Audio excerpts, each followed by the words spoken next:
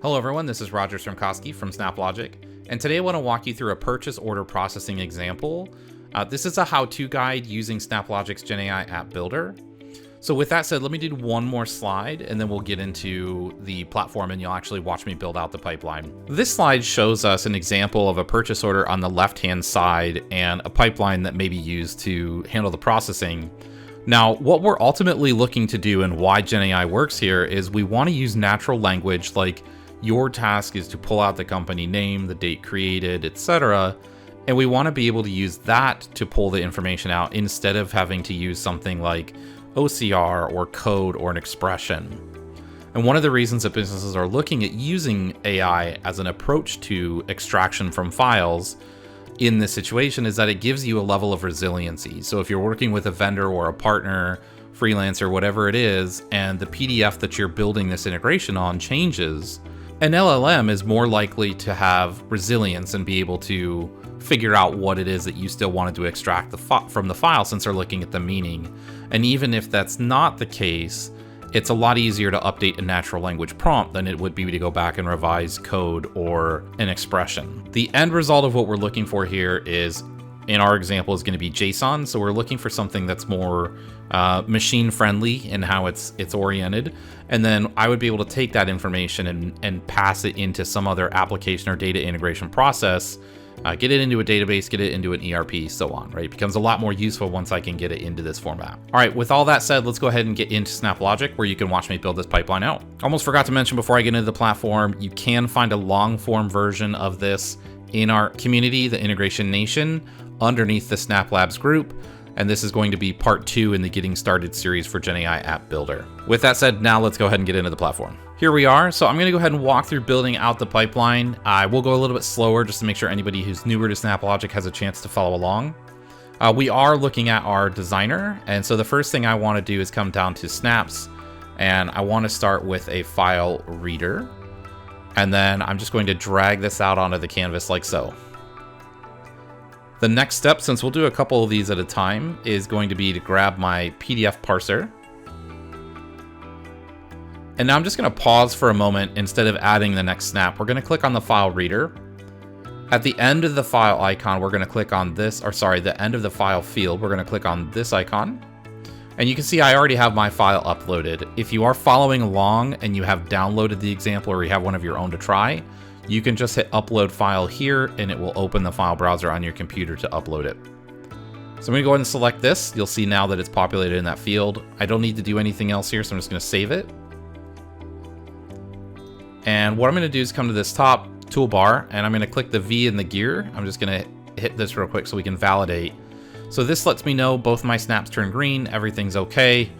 And I could take a look here and take a look at the preview output just to make sure everything's coming through. All right, so I'm going to close this for now. I'm actually going to make this a little larger so we can see it a little better as we go. Now, I know building this out that I'm going to need to be able to connect that data to some other data, so I'm going to use a mapper snap. So I'll bring this out, and I'm not going to configure anything in it just yet because the mapper is a lot easier to configure and super fast to configure if you just wait until you have the destination ready as well. So the next piece that I need is a prompt generator. Now I'm going to build this out with the Amazon Bedrock and Anthropic Claude on AWS components. So I'm going to pull that out for now. And then I'm going to look for a completion snap, and we will choose the Anthropic Claude on AWS completions. So at this point, I have all of the pieces necessary. So what I want to do is come into the Amazon Bedrock prompt generator, and I'm going to click Edit Prompt.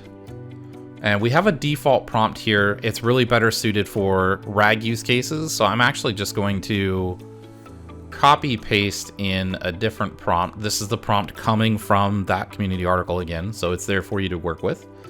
And you'll notice that we're using mustache syntaxing here. So this is how I'm going to pass in the contents of the file. The rest you can think of as the fixed prompt that you would have typed into, ChatGPT or Anthropic chat interfaces. So at this point, I'll just hit OK in the lower right. So my prompt is ready. And what that means is now I can go configure my mapper. So I'm going to validate. Validate again just gives me a sense of what's working and what's not. In this case, when I click on Mapper, what you'll see now is that I can see the input schema, so I can just drag this over.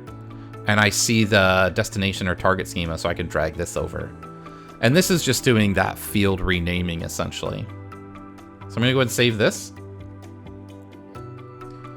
Now our last step is to set up the Anthropic Claude. So I'm gonna come here, I'm gonna hit account. I already have one set up. If you don't, if I come back here and you just add an account, you'll see this is what the interface looks like. And then you would hit continue. You would enter in your information, including your region, and then that's all you would need. So I'm gonna cancel this, go back to settings since I already have one. Oop, my apologies, we'll come here. Set this, go to settings. Now for the model. So once you enter in an account inside of certain snaps, inside of SnapLogic, you'll see this suggest field. Now when I hit this, it's not showing me a complete list of everything, and then I select one and I get it in, insufficient permissions. This is actually going to show me the ones that I'm allowed to use.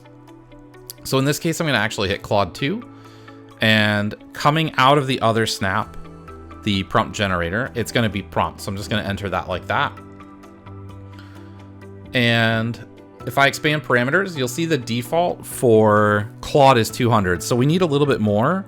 The upper limit on Claude, I believe, is 200,000 or north of 200,000. So I'm just going to choose 50,000. That should be enough for our document in terms of maximum tokens to use. And I'm not going to worry about temperature, P or K right now. So I'm going to save this.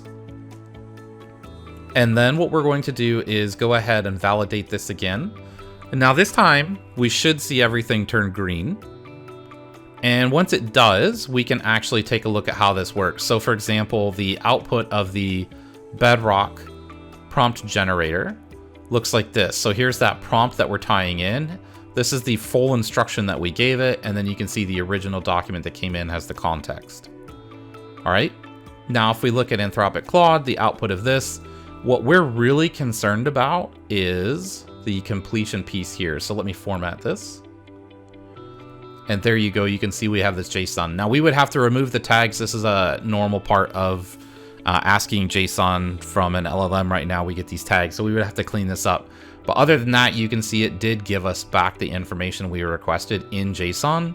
And all we had to do was use natural language, and it took us a few minutes. So now that we've gone through all that, I just want to thank you so much for your time, and I hope you have a fantastic day.